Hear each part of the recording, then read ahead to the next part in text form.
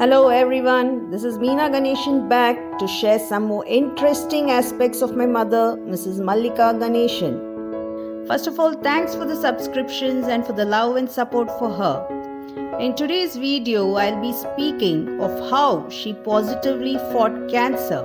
Since this topic shows her positivity to handle a deadly disease, I thought it's most relevant for the current times when we are facing the pandemic and can be an eye-opener for many. But before I get there, a brief about her daily life prior to cancer.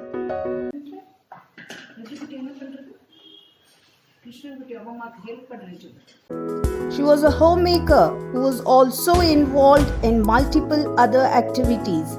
She engaged her other homemaker friends and started a satsang group and organized regular prayer meets to pray for the betterment of humanity. She was the first woman member to join the Residents' Welfare Association in our locality and contributed to the development of roads, parks and streetlights. She joined a yoga and meditation group and practiced it regularly. And finally, she was part of a kiddie group for fun outings and gatherings. She loved to travel and would often organize trips and outings with friends and family. She would travel far and wide to meet her friends and maintain her friendship. In between all this, she would squeeze out some time to visit a temple on a daily basis. Even my son recognized this habit of hers at a very young age. Amma. Every day cold Goa.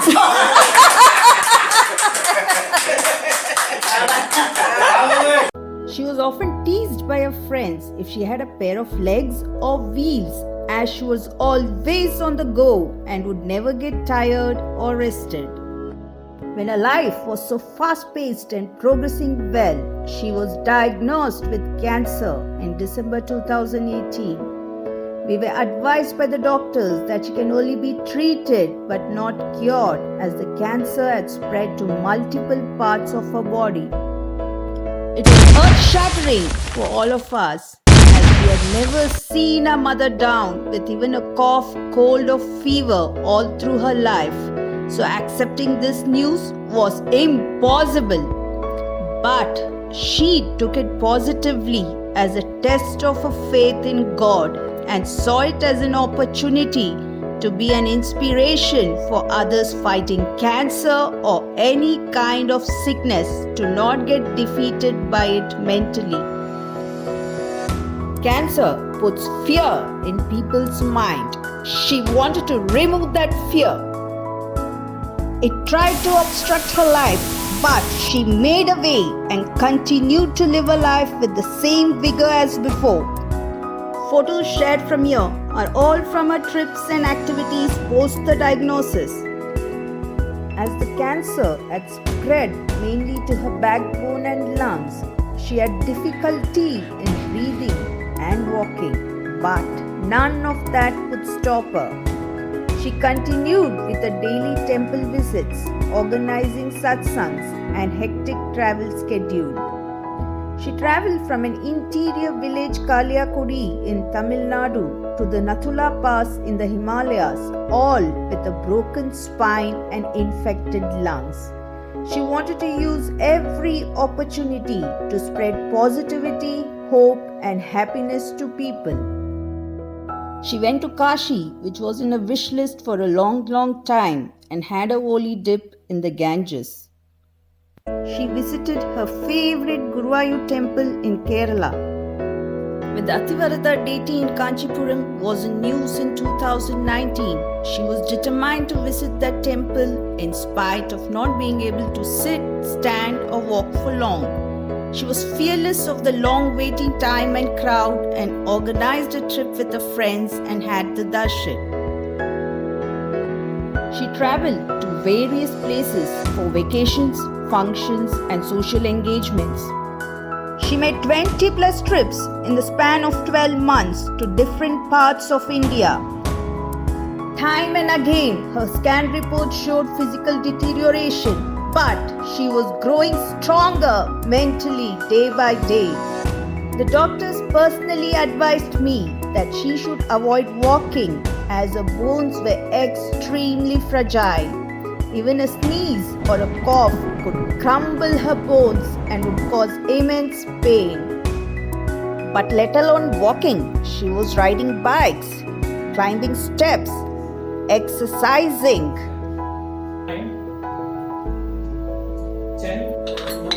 dancing, traveling, and continued to live a life on her own terms and did not let cancer to control her. We were in a dilemma whether to believe her actions or her reports, as both were contradicting. In November 2019, when she was attending a chanting session, her oxygen levels dropped and she had to be rushed to the hospital and given oxygen. Her reports showed that the cancer was spreading faster than expected, but she was undeterred. She planned an outing with us the very next day.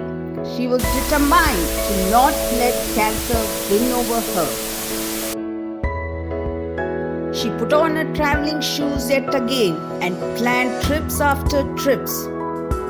In mid-December 2019, she organized a trip to Kanchipuram to seek the blessings of our Guru Kanchi Sri Mahaperiyava. End of December 2019, she visited a family deity temple in Kalyakudi, an interior village in Tamil Nadu. And she traveled to Pondicherry to celebrate 2020 New Year's Eve. In Jan 2020, she traveled with me to Chennai for 2 weeks to arrange and attend my son's Upanayana held on 27th Jan. She was out with me every single day for shopping, dining, and beach visits. On return from Chennai, her latest scan reports gave us the worst nightmare. Her bones had started to dissolve. She was asked to rate her pain on a scale of 0 to 10 to decide her further medication. She replied 500. I was shocked beyond words. She had carried on and on, time and again, with so much pain, but refused to let cancer defeat her. Even the doctors were amazed by her positivity and willpower and said it was a miracle how she had carried on. She became the epitome of mental strength and willpower. Her bones had started to dissolve. The pain she was going through was unfathomable. What will she do next? Subscribe and find out in my next video.